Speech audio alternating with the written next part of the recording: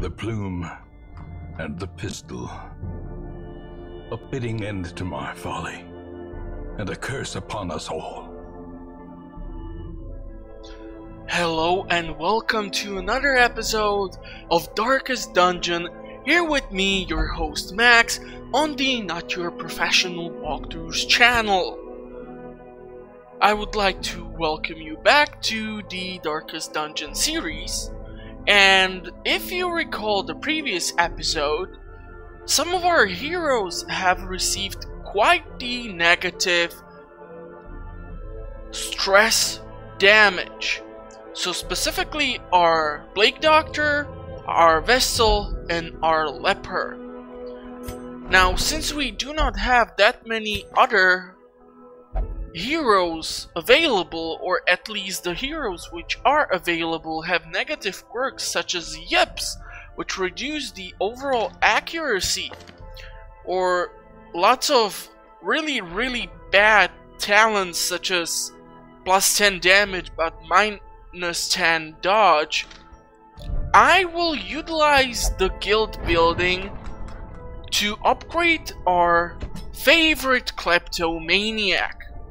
And I will do that by spending some gold on providing him with additional talents, making him a stress and healing unit more than a damage dealing unit, while also working on our new Plague Doctor's Battlefield Medicine talent, as this will also help us survive the next encounters. Now, you saw me utilize 1000 gold of my available funds for the upgrade. This is perfectly fine, however, as the game will progress, I definitely advise you to first utilize the upgrades, such as reducing the overall cost. Every creature has a weakness. The wise hero trains for what he will face. So now we would save actually 100 gold for each one of these talents. Now this does not look like too much, but let's say we also want to work on our highwayman, our second highwayman, and also the Plague Doctor. We can of course increase or reduce the cost of the training by additional 10%, meaning we would pay only 800 for each of the upgrades. So I will go for it, as we did have enough portraits and enough crests. However, if we would want to upgrade the guild hall even further, we are now lacking portraits, so a good advice is to look for portraits in our next dungeon crawl as a part of the reward for successful finishing.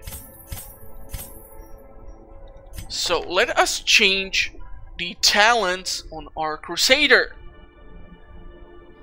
Smite is the basic damage attack which I always keep. Now, Zealot's Accusation is an AoE damage for first two positions. This attack is most efficient against unholy units. This usually refers to something like the undead, such as the skeletons.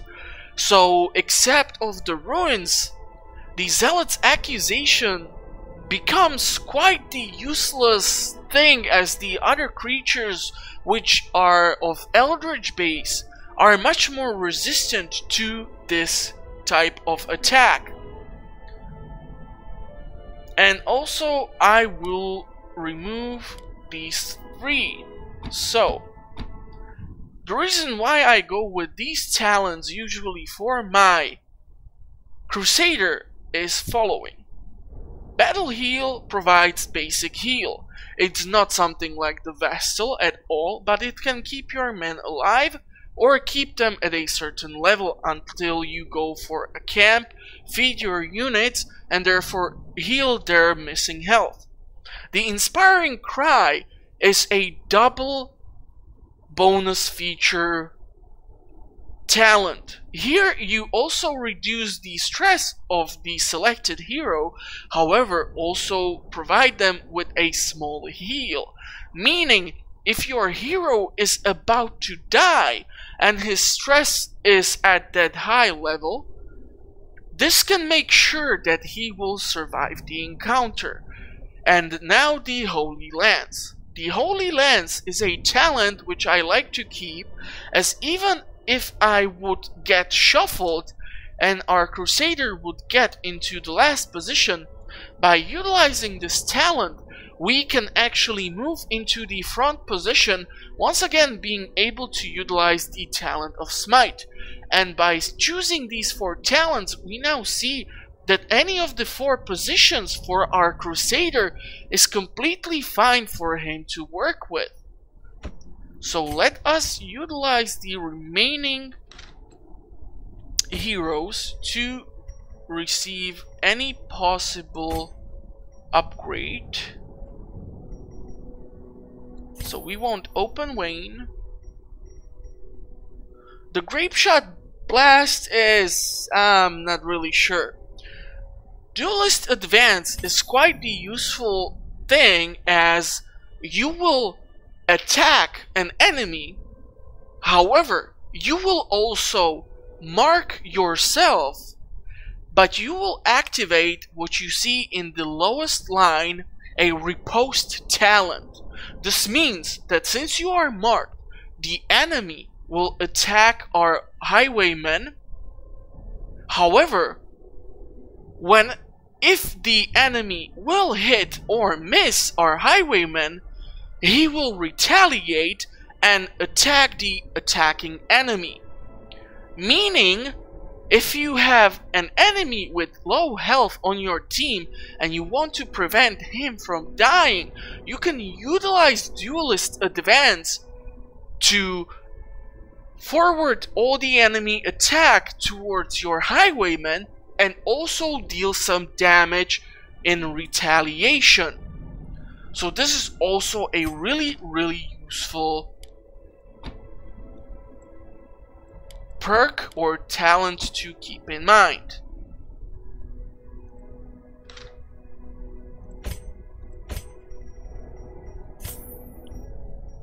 And by having, of course, 2 highwaymen on our team, we can deal quite a substantial amount of damage. However, if we are working with actually 2 highwaymen, the problem is that there is only one proper talent for the first position, and that is the point blank shot. If we utilize the skill and your highwayman has been shuffled to the front position, by shooting a high damage bullet to the front enemy position, your hero will also move to the second position of your overall group. Meaning, whoever was in the second position before will be moved into the front line. So if we would have Renaud on the second position and Dismas would be in the first, by utilizing point blank shot, he would skip back onto the second position. So some of these talents and some of these classes are truly amazing in their overall flexibility and usability in any possible combat. So by the end or later game, you will see that I will be specifically utilizing certain types of classes, as I can rely on them most efficiently, as even if the conditions of the battle are turning against me, I can utilize their flexibilities and talents to try and survive the encounter in the best possible way. Now, let us finally go on another adventure, and I will reinstate the tip from the previous episode. In the start of the game especially, do not utilize the Abbey or the Tavern to heal your stress. Instead, unequip the heroes and let them wait for a few weeks for their stress to be removed, and when it's, let's say, at 20 points, you can once again take them on another crusade or dungeon crawl. And by utilizing talents such as the Crusader's inspiring cry, you can reduce the overall stress even more. So this is something to keep in mind. Now, since we have finished second official raid in the ruins, we have unlocked finally the Weld. Now, Weld and Warrens are special because new types of enemies emerge, meaning we are no longer facing only skeletons, but we can also run into the mutated pigs of the land, which we will find out later on how they came to be this way, or other weird sorts of creatures. And Warrens tend to contain these types of units as well. However, there are some differences. But since the Weld will offer us busts, and we have 18 of those, and I would rather get my hands on some portraits, here we go. We have a really good trinket for the Jester class, which is one of the main stress healers in your party possibly. 2 portraits and 3,000 gold for a short dungeon. So we will take our 2 highwaymen and our plague doctor, and we will try to utilize their overall talents and making sure they will all survive. As do note that we still have 7,000 gold, but we need to put there some provisions as well. And with the trinkets we have at our hand so far, I wouldn't really equip these as of yet, and I don't want to sell them for now either. So, do we have possibly more? No, just these 4. Okay, let us get some provisions and go for the dungeon of this episode, as I'm sure you just don't want to hear me rambling all the time.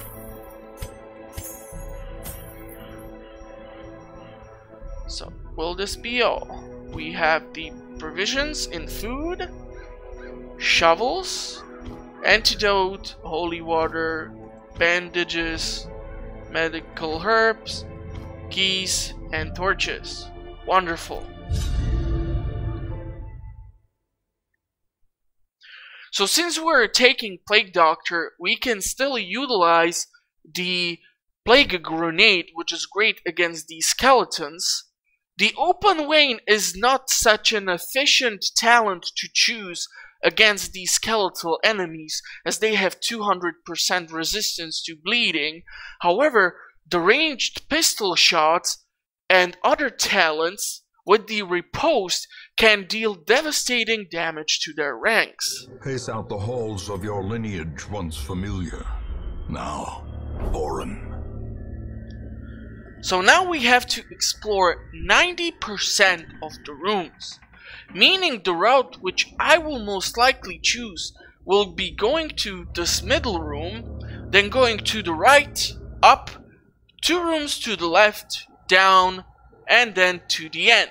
As otherwise, if I would go to this middle room and then go all the way to the left, I would need to backtrack, which is less efficient. And I definitely don't want to prolong a short dungeon.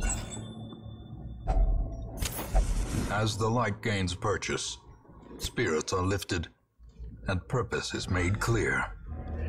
Man, I wish I can speak like this guy, having such a deep voice. Damn. Okay, so here you see why scouting is so important. If we go by the route which I have decided originally, we will not encounter too many enemies in the start. If I would go here and then backtrack, I would end up battling the enemy by the time when we could have been running low on supplies such as food and not be sufficiently prepared for them. Now, for the hell of it, I do not recall what the decorative urn is used or mixed with. I think it's either anti-venom, medicinal herbs, or holy water. Alrighty. Packs laden with loot are often low on supplies.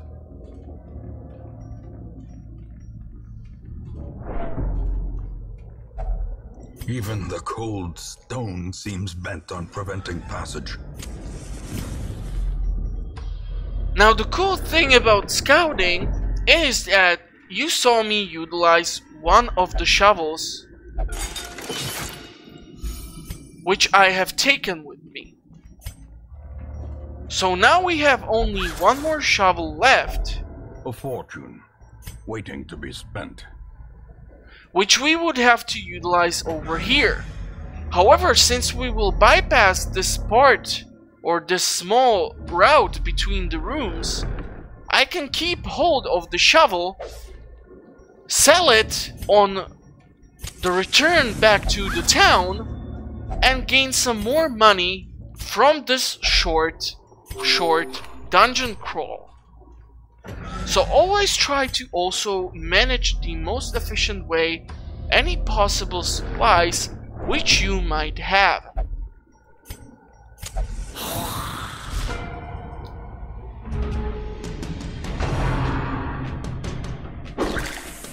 Once again, since he has the fastest speed, he goes first.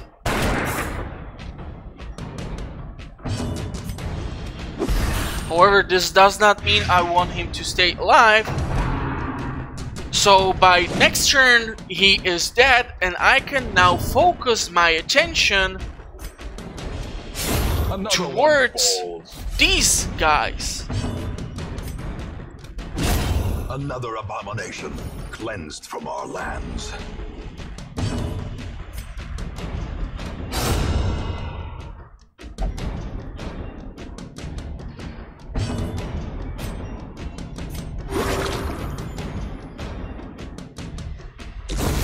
A death by inches. So the small type of flares icon which you saw on our highwayman is the riposte The way is lit. The status. path is clear. We require only the strength to follow it. This will be interesting engagement, definitely. I can go with the duelist advance and try to hit the bone arbalist, but I would rather keep the highwayman in this position for now and keep attacking the enemy arbalist.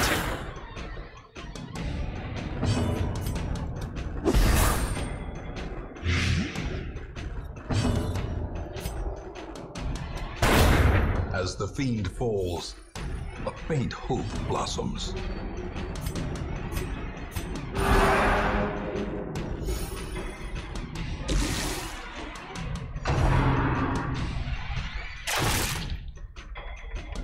Now the choices which I made, such as killing one arbalist in the first round and not attacking the two skeletons in the front by my crusader, was due to the fact that I always try to kill at least one enemy in a round. This way you make sure that by the next round less damage is dealt to you and you can utilize more talent in healing your units.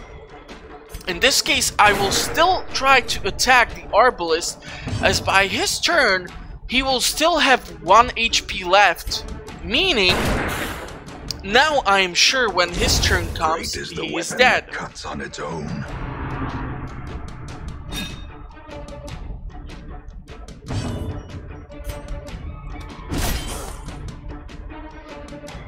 So since I removed the Plague Doctor's stress, I can now utilize the Crusader to start attacking the enemy.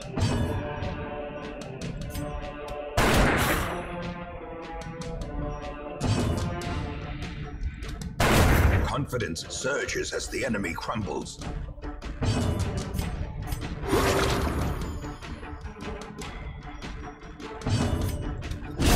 Their formation is broken. Wonderful. Maintain the offensive. We're gonna utilize the key. And we have another portrait here. So as I said in the previous episode, portraits are only stackable up to 3 pieces per slot. So compared to Crest with 12, Deeds with 6 and Bust with 6, we will have to probably sacrifice another item in order to stack up or maintain this one portrait. Now the question here is if we want to go and battle these 2 fights, or if we want to bypass them by traveling through here. Remember, the goal here is to explore the rooms, not to fight all the room battles. Meaning, I can definitely take this route and most likely win, but we are not guaranteed as to what type of enemy we can run into. However, as this is still one of the first episodes, and I want to show off my amazing non-existent skills. Wealth beyond measure, awarded to the brave and the foolhardy alike. I will go and fight the engagements.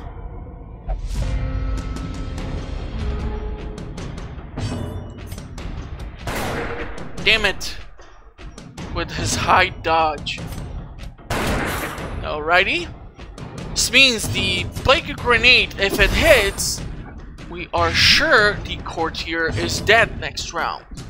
The Arbalist will be target for our Highwayman on the next round, and with the Crusader, we can try and kill one of the Bone Soldiers. Now, when I'm hovering the mouse over each of the enemies, we see hero hit percent chance, crit possibility, and the damage which we can deal. So the Bone Rabble, there is more than higher chance that if we hit, we will kill him.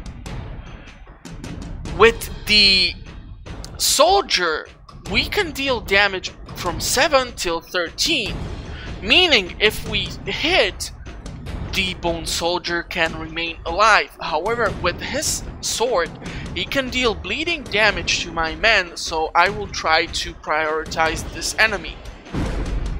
And we miss. Slowly, gently. This is how a life is taken.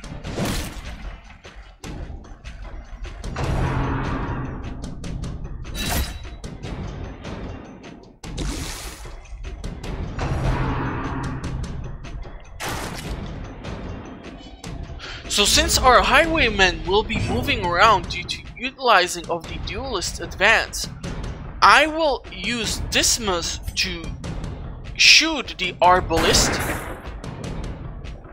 meaning he will die due to the Blight damage.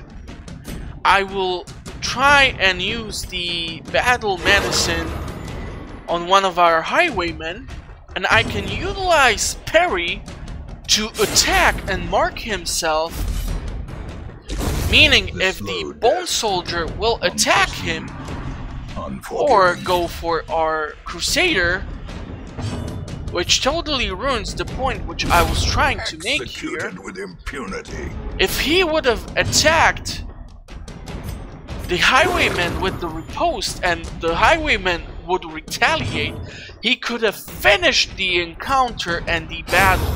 Continue the onslaught. Destroy them all. Now the number on the top where the torch usually is shows you the number of rounds which you have passed in each encounter.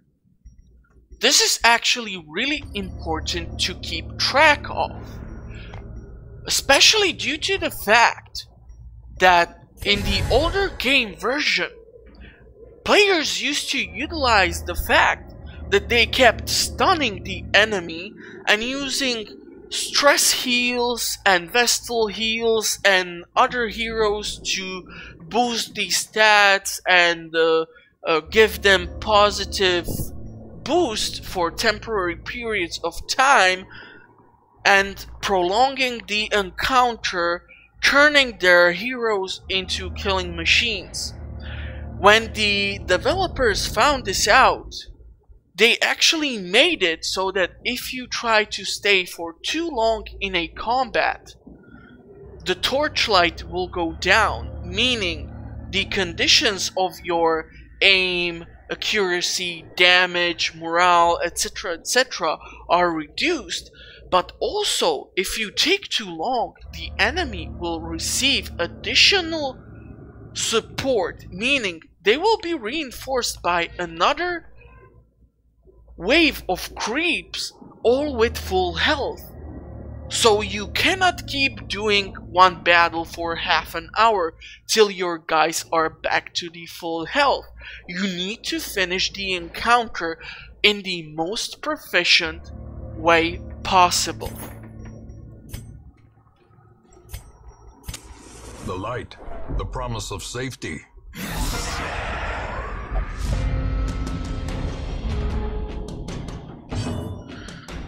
So here we have a mix of the cultists and the Bone Courtier. Since the occultists are humanoid, the open way from our highwaymen is perfect talent for them, as they have only 20% chance to resist bleed or even blight from our plague doctor. However, we will once again prioritize the courtier to make sure he dies. Press this advantage. Wonderful. Give them no quarter.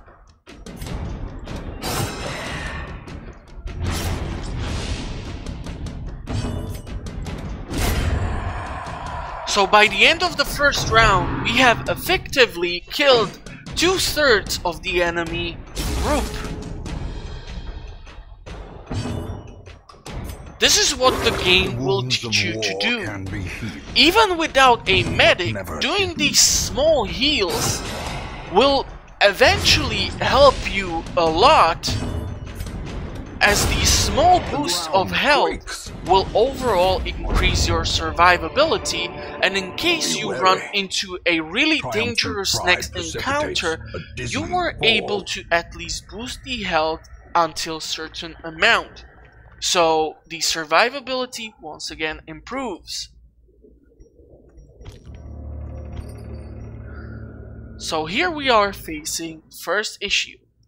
I won't leave the blood here and take the crests, as so far we did not unlock the Crimson Court, meaning the chance of us being infected by a special curse which was introduced with the DLC is so far not in effect, and we already have one vial in the town.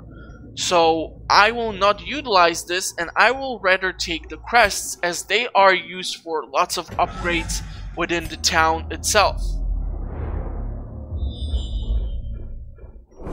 So we have only one more battle in front of us. Finding the stuff is only the first test. Now it must be carried home. So for a short quest, we have already collected 12 busts, 16 crests, 1 painting, and 2 deeds. This is pretty decent, and keep in mind, we will still receive those few more paintings a blazing star is born after we are done finishing these skeletons. Unbalanced. Nice crit. So obviously when this happens, the most logical option would be with our second highwayman to try and draw the attention away from the Dismas. So I will most likely do this, meaning if one of these skeletons attacks the other highwayman, he will retaliate. And I would sure love to see this finally in action, so I'm not just talking about it, and you can see the effects here yourself. So just by attacking the other highwayman, whose name I totally forgot. Sorry, buddy. We just made sure that the wounds of war can be healed. Dismas will survive the encounter.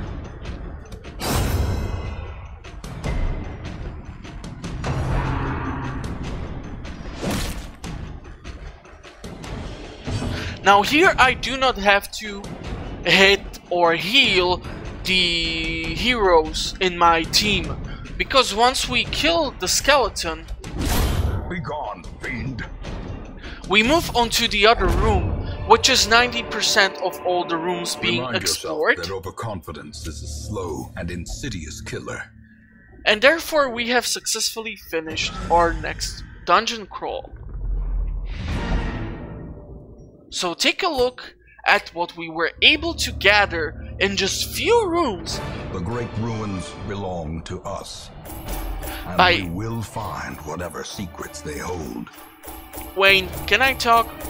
Okay, so by smartly utilizing the talents of our heroes, and why I also wanted to purchase some of these talents, we were able to obtain 14 busts, 1 painting, 2 deeds, and 16 crests, with the overall 4,850 gold, with the addition of the 3,000, 2 paintings, and another really good trinket for our Jester, which will be one of the classes which I will definitely try to get later on in the game, as this guy deals great bleed damage and also has addition to boost your stats, dodge, accuracy, and also reduce your stress. And as you see here, it only increases accuracy and dodge. It doesn't reduce any other stat. So one of these trinkets is definitely a must-have, especially in the start of the game when you have nothing better at hand.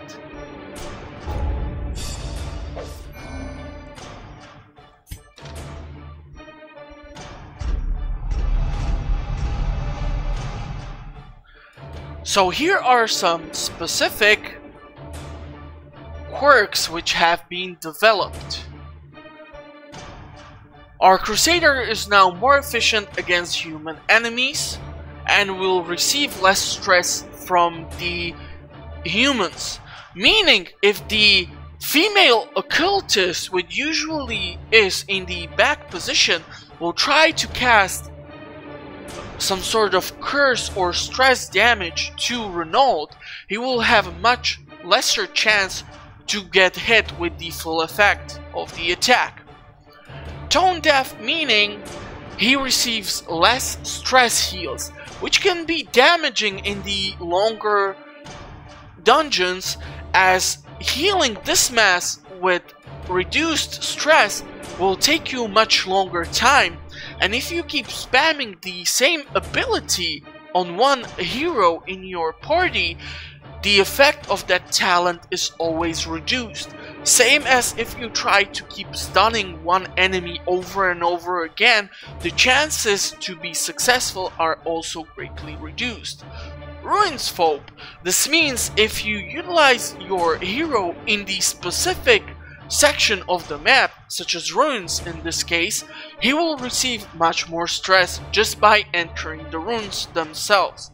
If you then add in less torchlight, stress attacks from the enemies, you are much more likely to hit 100 and receive a negative effect during the combat with our parry.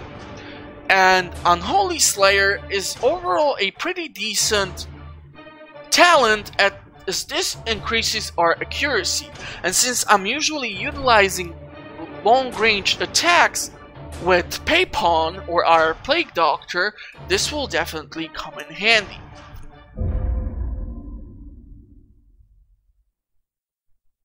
So by the end of the episode, we have gathered some amazing items. She has paid dearly for her freedom. That deserves better than this place. We have been notified that Shieldbreaker is available in the stagecoach. we have unlocked the Survivalist in Sanitarium. Sanitarium is a great building, as here you can remove disease which would happen in the medical ward, as for example, if you get bit by a dog, you can get rabies or something, which reduce your stats, or you can deal with positive quirks which you want to remove. Yes, believe it, even that situation can occur. Or if you want to get rid of negative quirks. Now, since you see the skull, this means that the quirk is actually locked. So if I would try to remove this or lock in the Rune Scourger, it will cost me money. If I, however, want to reduce the locked talent, it costs that much more. So we would not be even able to remove the God-fearing or kleptomanian quirk from our Crusader, because we would go completely broke and not be able to, yes, you guessed it, get any provisions for the next raid. So always keep your finances in mind. One of the pro tips I can give you is, if you reach a certain amount of gold in the game, let's say 1,000 gold, 5,000 gold, 10,000 gold, 15,000 gold, if you manage your upgrades and finances, try to do it so that, let's say now we are at 11,000. If I would want to not go under 10,000, this would mean I would be only able to, let's say, buy one talent for one of our heroes for 800, and then somehow manage the finances for the next episode raid, where I would only buy less amount of supplies or provisions for the raid. So in this case, let's say we would go with 9,000, so we have 2,000 gold to spend. This is sufficient amount of money for you to get, let's say, an upgrade in the blacksmith,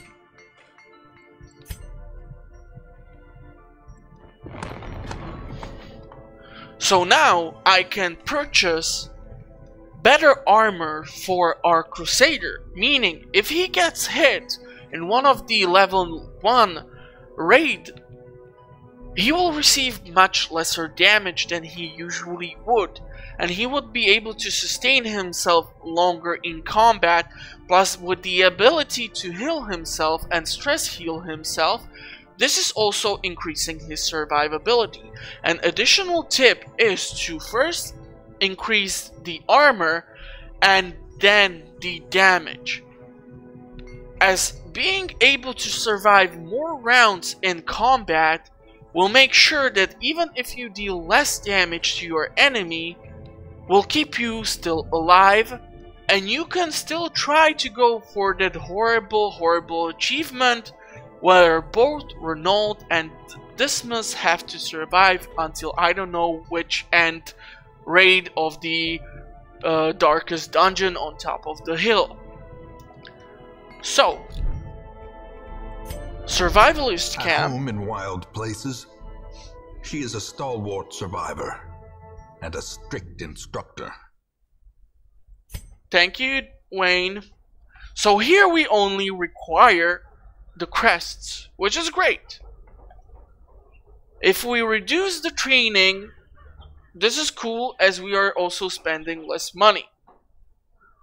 So let's say we wanna talk about our highwaymen. The Bandit's Sense is one of the talents which I talked about in one of the previous episodes.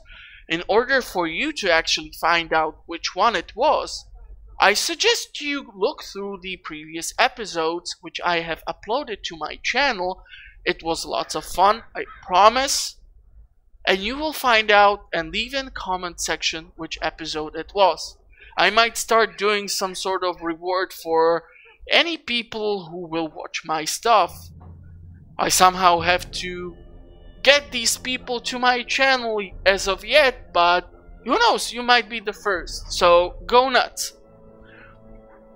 So survivalist camp, where you upgrade your talents, can make or break your late game.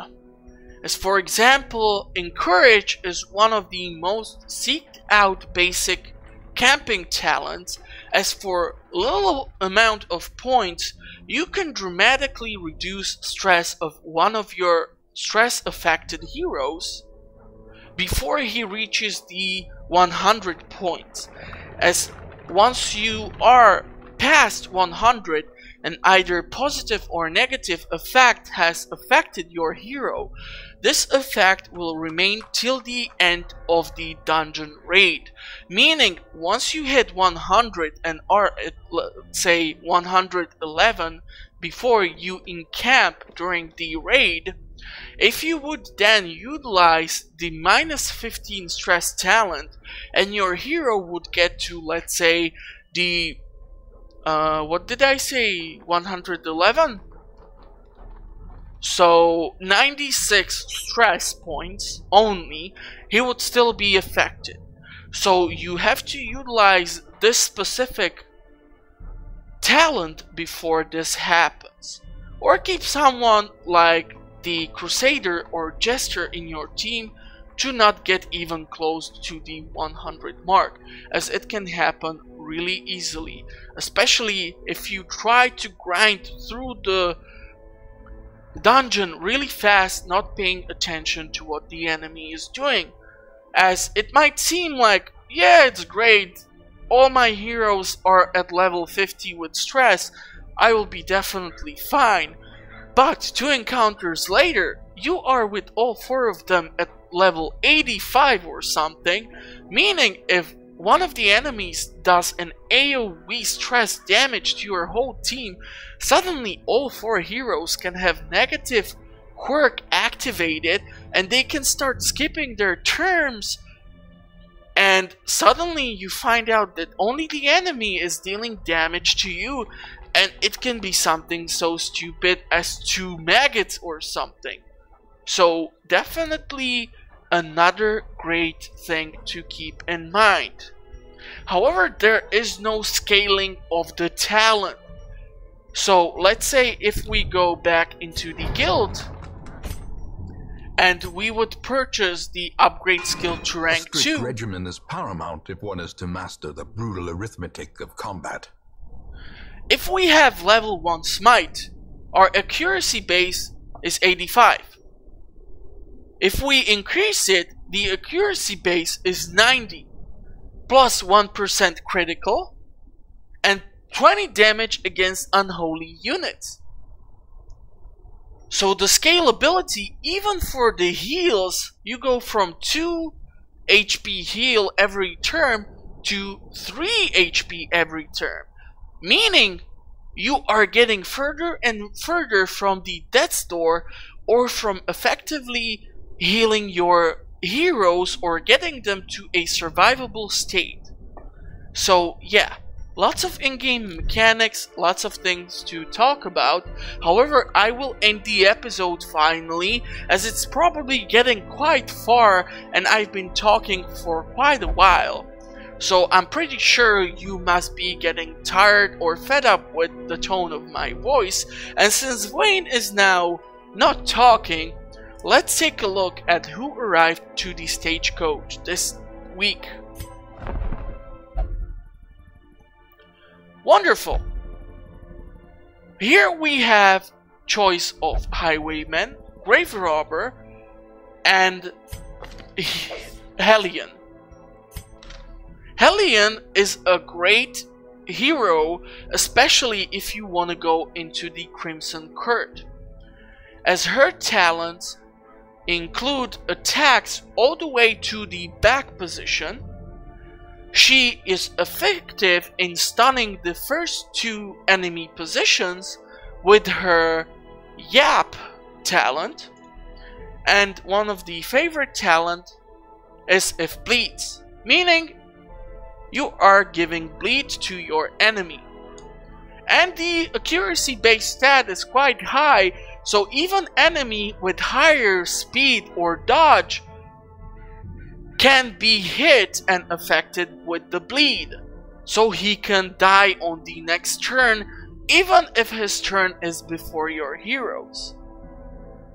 Cove is quite fine, as sure there are actually stress dealing enemies, but if I would take, let's say, the Crusader or someone else to manage the stress, which can also apply to our Highwaymen with the Ruins quirk, we should be fine. And I do not have one Hellion yet. I will definitely take her. So welcome to our band of Barbaric heroes. rage and unrelenting savagery make for a powerful ally.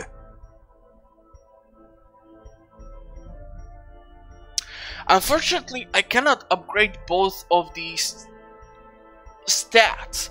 So either we increase our ranks to 13, meaning next week or next episode when we return, we will see if we can add in more heroes, or we want to not have higher rank possibility, but rather higher chance to choose from different classes. As even later on, if you, let's say, have 6 heroes per week, 4 of those heroes can be the same class, so your choices are limited. So having higher barracks is still not gonna help you, as you will not choose anyone, and you have to utilize the heroes which are already in your ranks. However, let us take a look at the Graveyard Keeper. Graveyard Keeper. Haha! Grave Robber. My fault, my bad. Graveyard Keeper is another game, and yes, you should watch those series as well, as I tend to utilize a bunch of jokes there. Curious is a really dumb quirk. It does not affect your hero all the time, but some of the curios which I passed by without interacting with them, such as the bookshelves, or stack of books, or one of the altars, this hero, just by going into or near to these curios, will try to interact with them. So he can possibly poison himself, greatly increase his stress level, or something else. But keep in mind that this is a hero which can boost his dodge and speed, meaning he will go always first. He has pretty good dodge, really bad HP for a ranged unit, meaning he's kind of a soft target, but he negates it with the dodge and speed, meaning he can usually kill his enemy before his enemy has the opportunity to hit him. However, due to the curious, I will not choose this Grave Robber, and I will take a look at the Highwayman, who has one negative quirk, which is to pray for stress relief, meaning he will utilize the Abbey or one of the 3 available slots. Well, actually now, since we don't have any upgrades there, only 1 available slot in the Cloister to heal his stress. So later on in the game, if you have managed your money and you find out that you will actually need to spend money to reduce the stress on your heroes much faster, upgrading the Abbey is much more advantageous for you rather than upgrading the Tavern, as Tavern, as explained in the previous episode, can cause lots of side effects. So definitely keep this in mind. But yeah, that will be all for the episode here on Not Your Professional channel. I definitely hope you have enjoyed it. If you know any friends who are looking for some sort of entertainment on the interwebs, refer my channel to them. It's for free, and who knows, you might hate my channel, they might love it. And then you will have to find another friend. So you are welcome from my end. But I will see you next time on one of the future episodes on my channel. Until then, I wish you all the best. Bye bye.